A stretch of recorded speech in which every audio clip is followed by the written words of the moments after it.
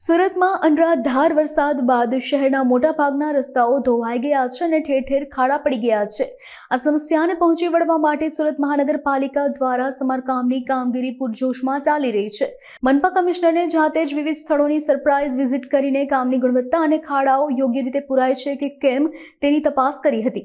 ઉલ્લેખનીય છે કે આ વખતે ઊંડા ખાડા પૂરવા માટે શહેરમાં પ્રથમ વખત પેવર બ્લોકનો ઉપયોગ કરવામાં આવશે, જેથી રસ્તાઓ વધુ મજબૂત બને।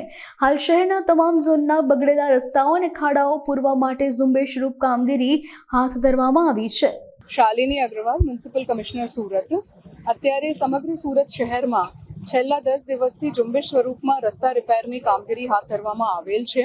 જે પણ મુખ્ય રસ્તાઓ છે અને ટ્રાફિક માટેના અગત્યના રસ્તાઓ છે ત્યાં ઝુંબેશ સ્વરૂપમાં દિવસ રાત બધા જ ઝોન્સમાં કોર્પોરેશનની ટીમ કામ કરી રહી છે।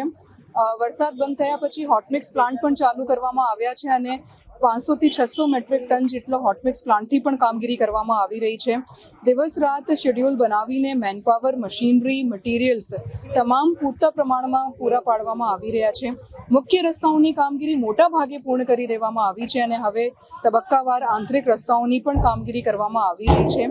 મેટ્રોનું જ્યાં જગ્યા ઉપર કામ ચાલે છે ત્યાં મેટ્રો તરફથી પણ ઝુંબેશ સ્વરૂપમાં રસ્તા રિપેર અને વ્યવસ્થિત રીતે રસ્તા લોકો માટે ઉપલબ્ધ થાય એ માટેની કામગીરી કરવામાં આવી રહી છે।